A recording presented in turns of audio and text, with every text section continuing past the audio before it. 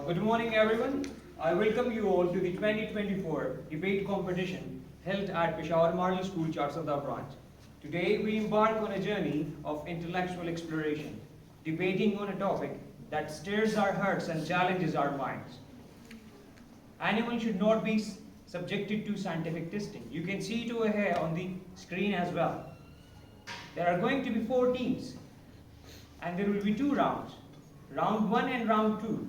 In the first round, Team A and Team B will confront each other, whereas Team C and Team D will compete in the second round. We are also joined by a panel of 3 judges consisting of Sir Rauf, Ms. Amber, and the very respected Sir Charsadda, who will observe the teams and make the judgment. So without further ado, let's begin with round 1. To start with the round 1, I would like to invite the first proposition speaker, Ms. Khan, to express her arguments in favor of the motion. Thank you.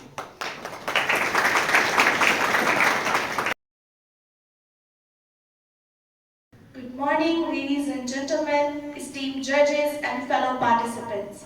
Today I stand before you to present my arguments in favor of the motion that scientific testing on animals should be banned. Mr. President, allow me to present my arguments in favor of the motion, as I firmly believe that it is our moral obligation to protect the rights and welfare of animals. Mr. President, animal testing is a problem that has been present for centuries and is something that should be banned because it is not reliable due to the fact that humans are diverse. A lot of money and time is invested in testing. There are other testing options that are much more accurate.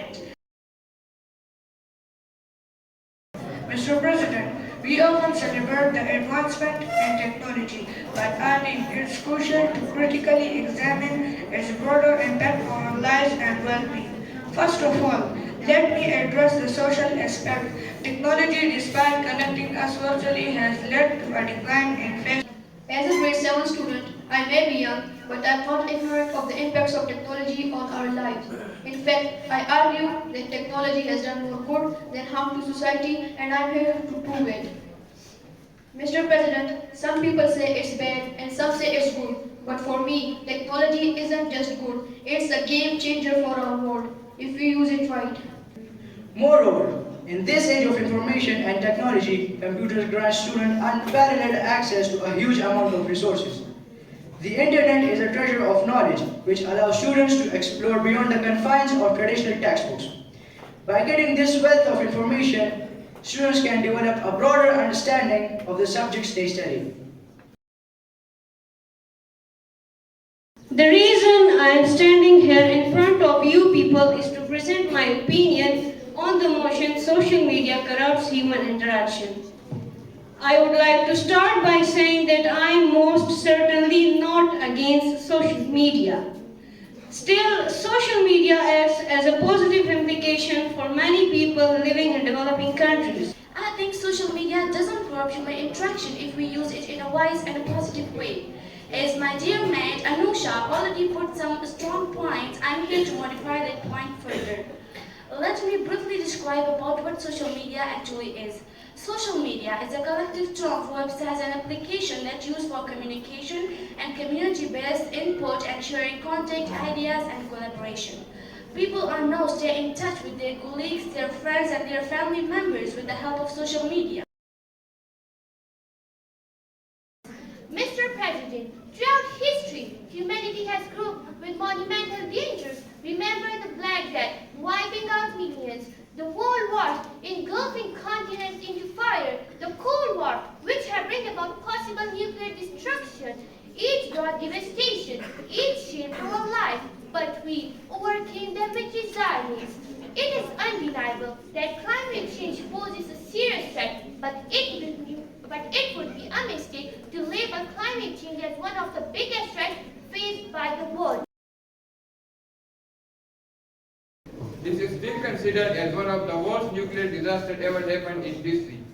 The radiation not only affects the Ukraine but all over the Europe, from Spain to Sweden. There were radioactive rains in United Kingdom.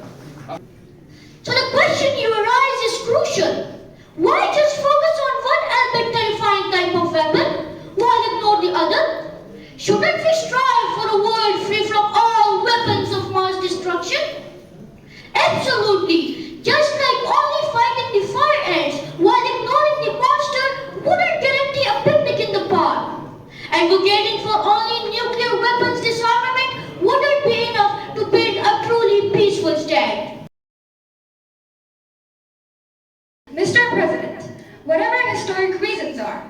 realities change. The kings gave way to prime ministers, and this has happened so many times in the subcontinent. 14th of August 1947, the borders changed. Where once there was a collection of kingdoms controlled directly by Britain, there's now Pakistan, India, and Bangladesh, proud nations all, and I would emphasize it is time to accept that outcome. Today, I stand before you to shed light on one of the most significant events in the history of India, the partition.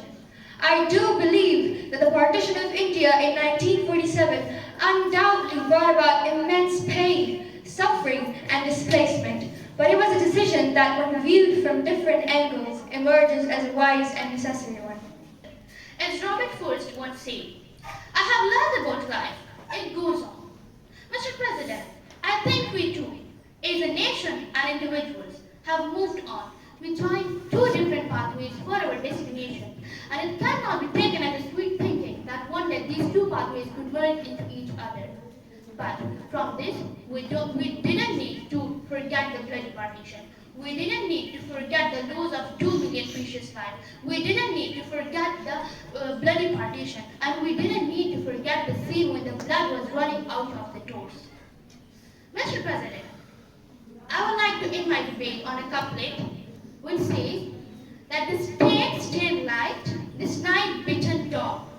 It was the awaited one, but not laid down. Thank you, everyone. Thank you, Mr. President and esteemed judges. Thank you, everyone.